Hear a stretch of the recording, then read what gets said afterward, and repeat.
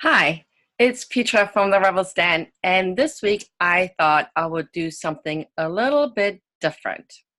As a matter of fact, this week I am out of town, so of course this is pre-recorded like most of the interviews, but I thought I would sort of do an interview with myself. And this idea came to me because I was going out of town. Um, and I really haven't shared much about who I am and what I'm about and what I do, and thought this was a great way to for you to get to know me a little bit better. So, my name is Petra Monaco.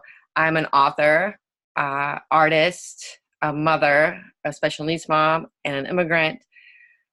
And I am incredibly passionate about helping people to get started with their ideas, to become a better version of themselves, to smash through the excuses that they have about why they can't do something.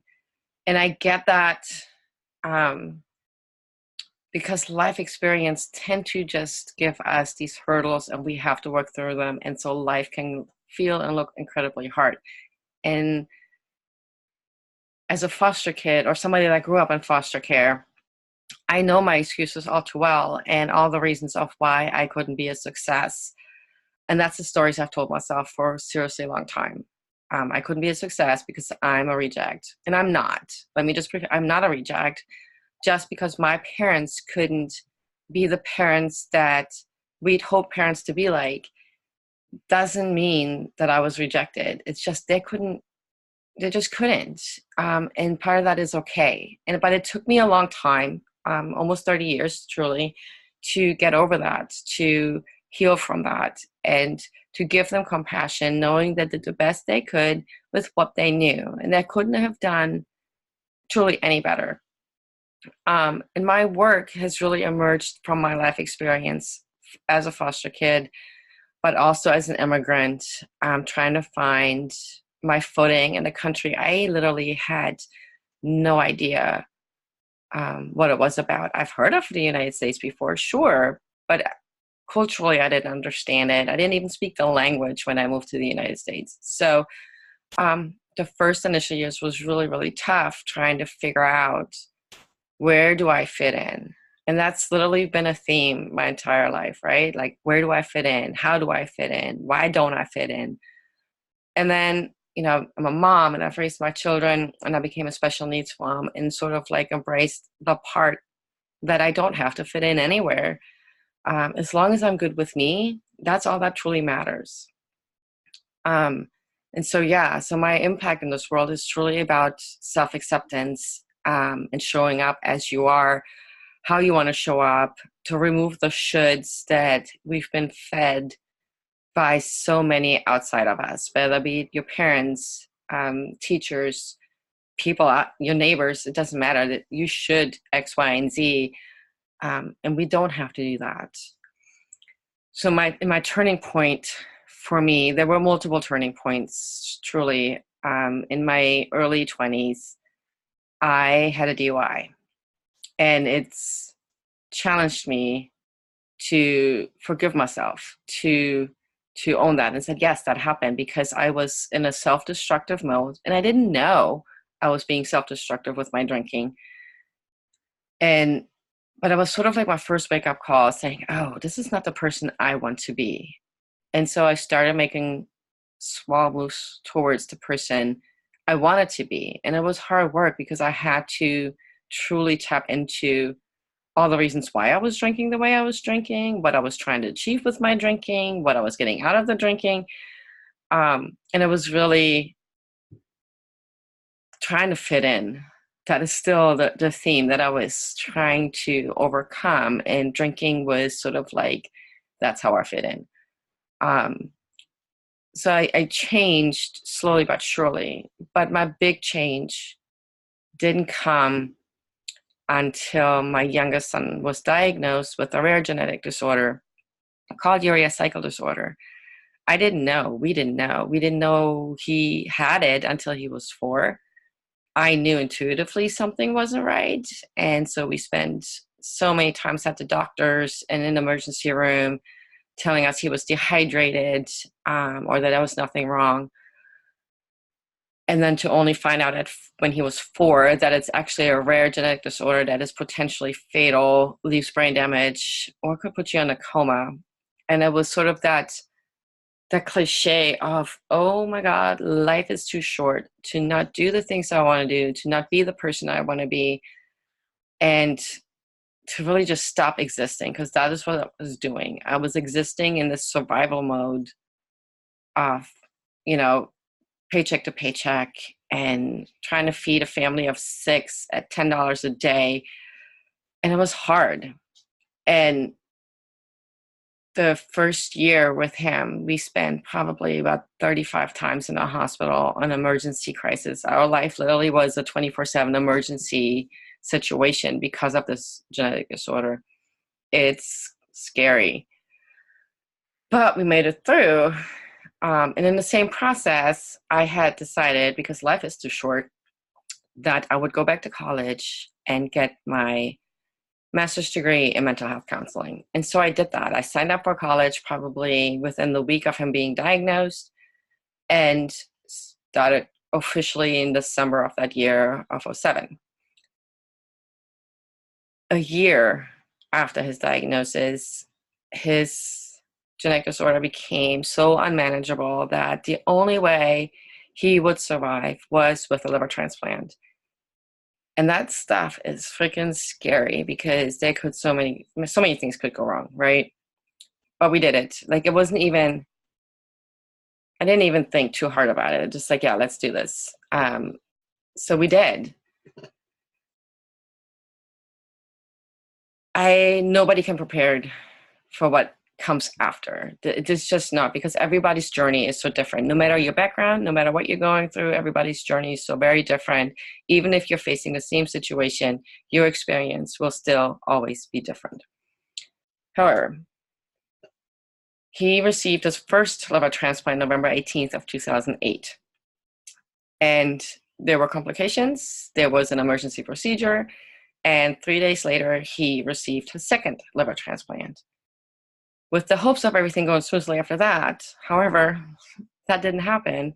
He ended up being on the breathing tube for, I want to say, 2 months, give or take, fighting so many infections, E. coli, C. diff, contracting VRE. Like, there was so much ascites, fluid in his belly, and just fighting for his life. His lung collapsed. I mean, literally, we faced down this thing. We didn't know the outcome. We didn't know if we would ever walk out of the hospital with him, to the point that doctors literally said, we're doing everything we can, but it's up to him and the higher power.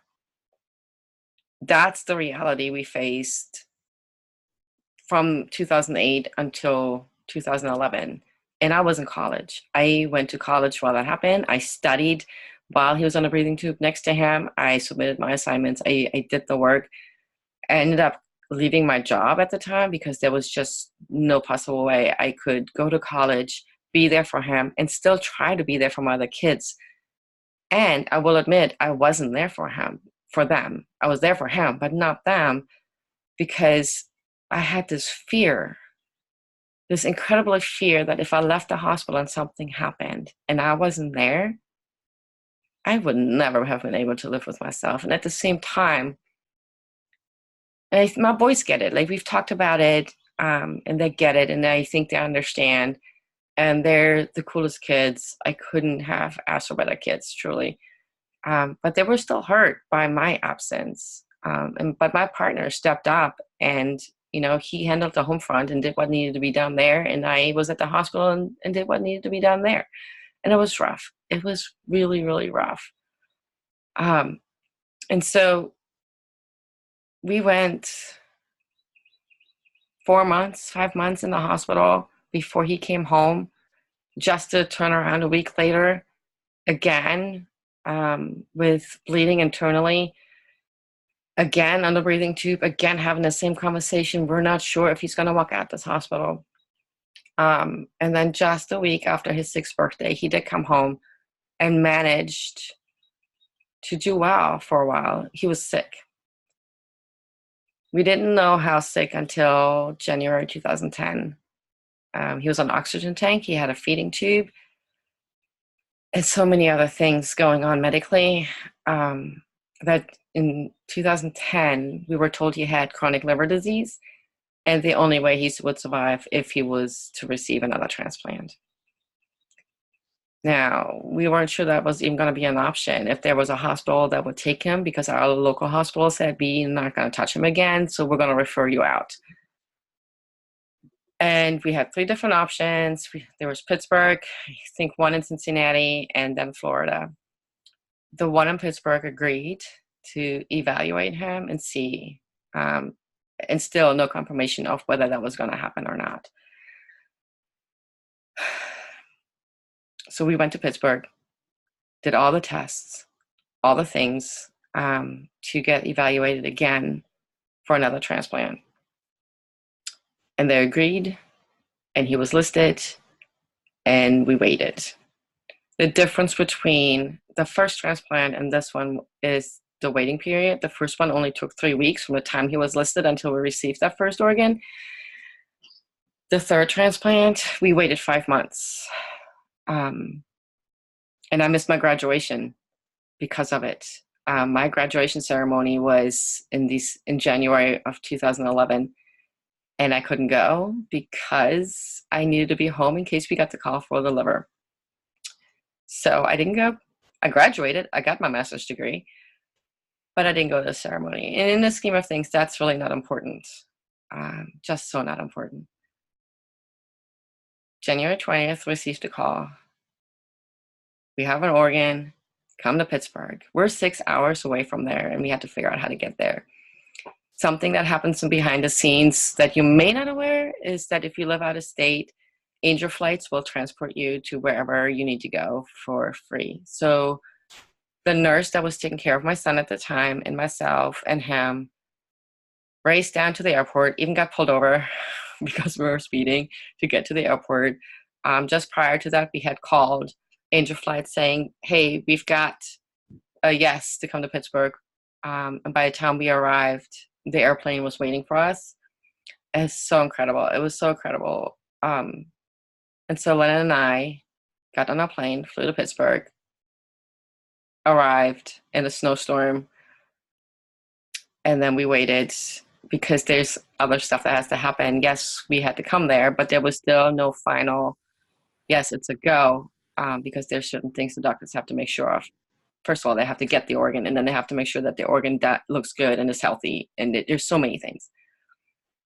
He spent 18 hours in the not emergency room, in the operating room, because of all the scar tissue and all the procedures he had done before. They had to work through that. At one point, they came out, and it was dicey because he had so much blood loss, and there was a 50-50 chance, probably about halfway through. That kind of shit is scary. Yes, I'm tearing up just a little bit because it's really hard to think about.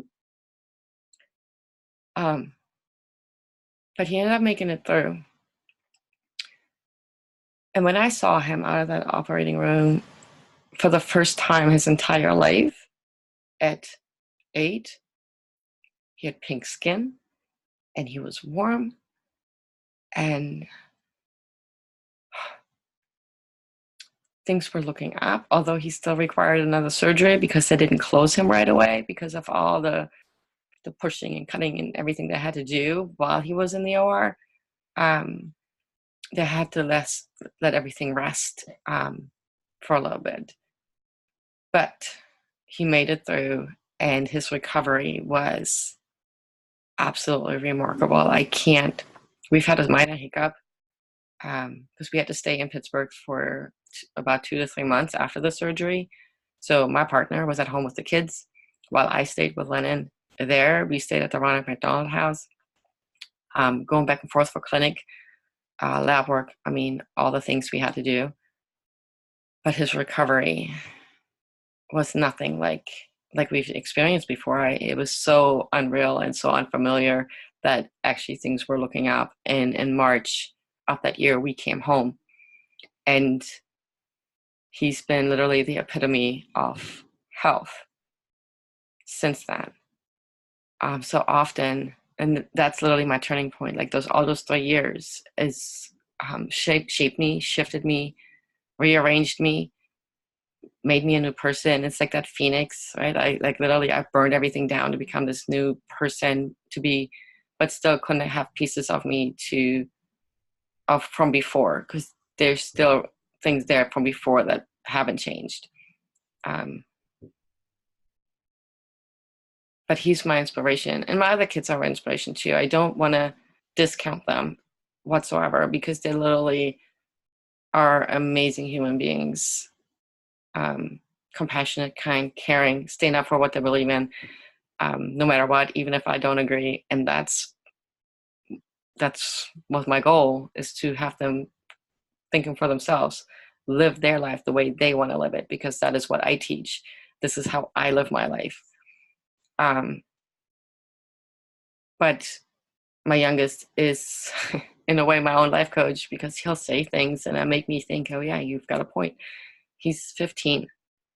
But what I think about him, when I think about inspiration, whatever excuse we have, whatever story we tell ourselves, it's all crap. It's all bullshit.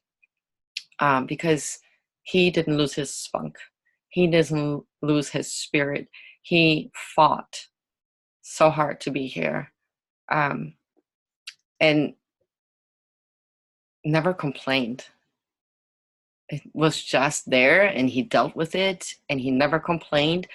Was it miserable? Of course. He was in pain half the time, and hooked up to machines and feeding tubes and all the things. That's hard on anybody, but he didn't complain. He just, okay, this is what it is, and this is how I'm going to deal with it, and carry on.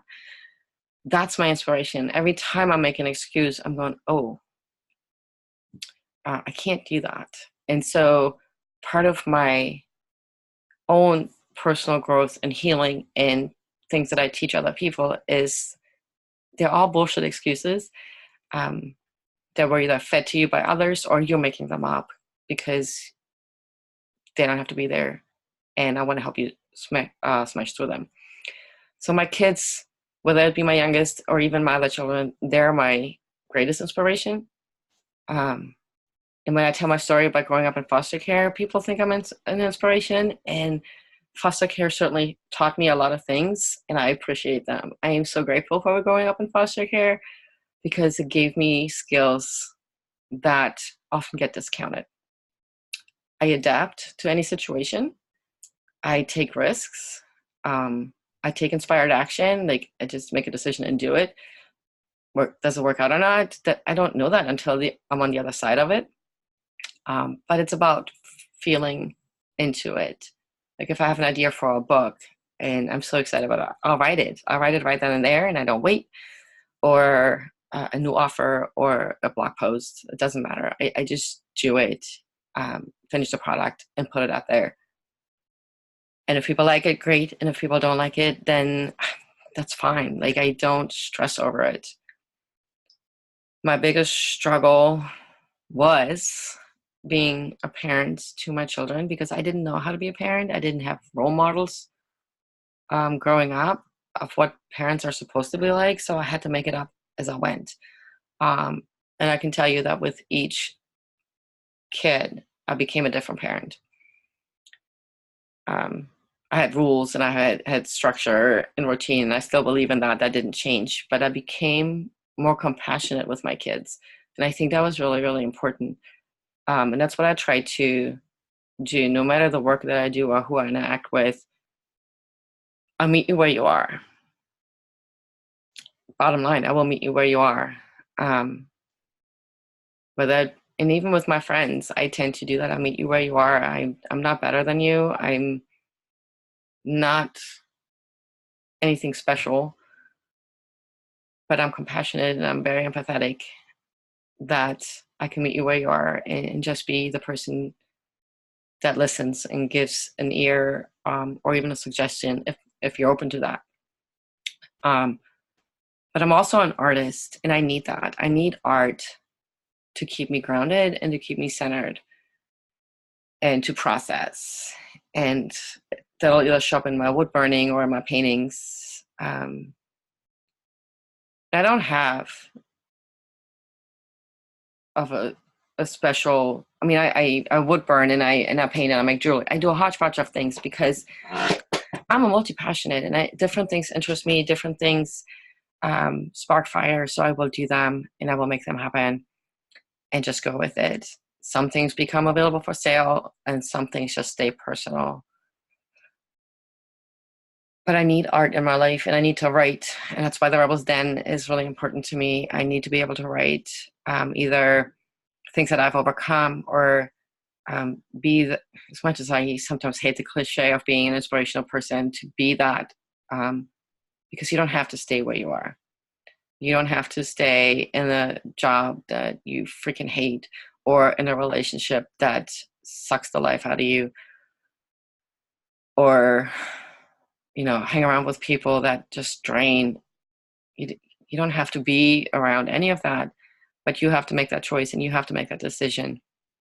And I did that. My life at one point was very drama fueled, not necessarily by my own drama, although I had my own share of drama, but by other people's drama. And I got to a point where I just couldn't deal with it anymore. I have a hard time with complaining, and I have a seriously hard time with negativity.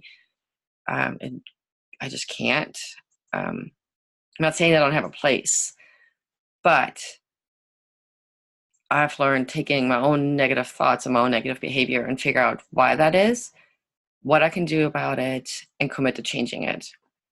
And some people will do that, and those are my people.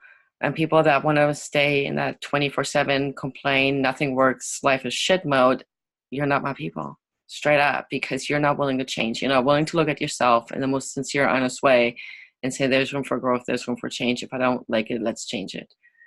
And so part of my challenge is I get passionate about that kind of a thing, going, you're full of shit, but I don't say that.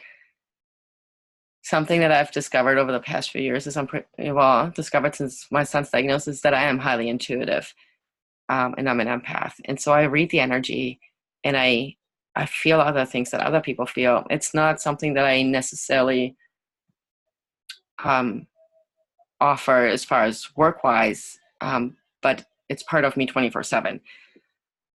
So I can feel often when people are struggling or when they're in pain. And it can be hard on me. And so I require a lot of self-care, a lot of downtime, a lot of alone time. And that can look kind of like I'm antisocial.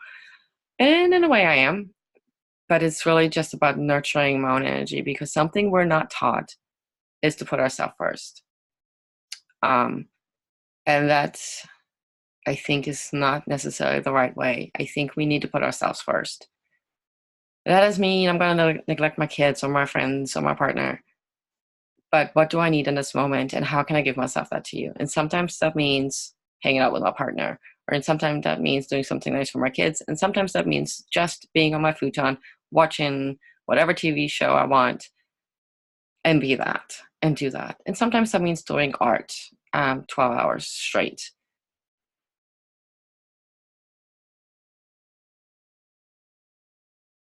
That's literally, you got to put yourself first. No is a complete sentence. Start building those boundaries. And so my purpose, my mission is to help you figure that out. It is to figure out what you want and then help you figure out how to get there. I don't have all the answers. I don't ever pretend to have all the answers, but I can help you figure out get there. Something that I don't often share is that I have this ability. You tell me a goal and I will map it out in my head on how to get there. And so it's a thing. You want to write a book? I can help you outline the book and get that going. If you just want to get better with yourself, have a better relationship with yourself, then let's pick a goal and work on that. Now, I don't do one-on-one work openly. So the only way you could do that is by joining the playground that is part of the Rebel's Den. It is my membership community where the majority of courses are centered around life, how to have the best life every year, journaling courses, how to have morning routines, how to become more patient all these kind of things. And you do get to work with me through an application process one-on-one. I want to talk to all of you when you join to help you figure out what's keeping you stuck and help you move forward. That's literally the only work I want to do next to my art.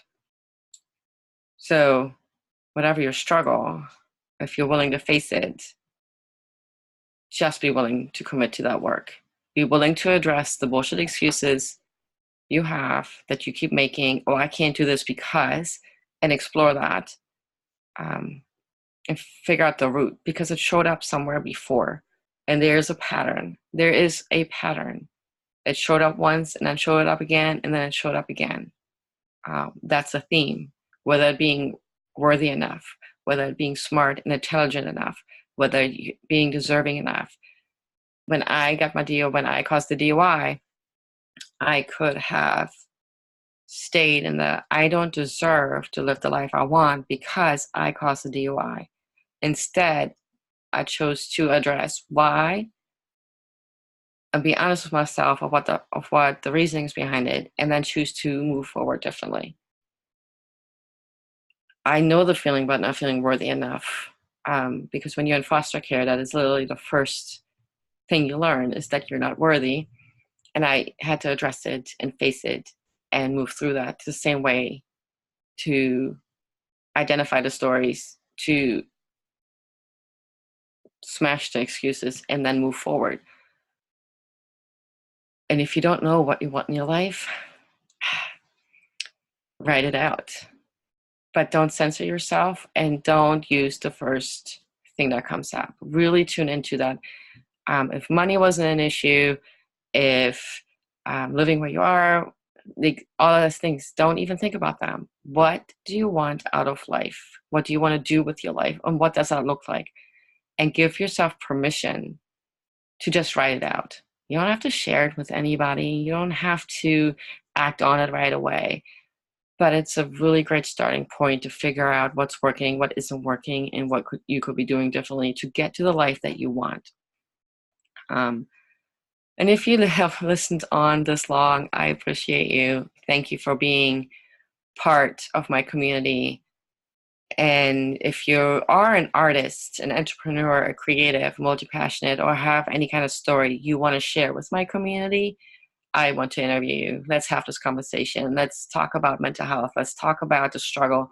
And let's talk about how you figured out to where you are today and what's working and what isn't working.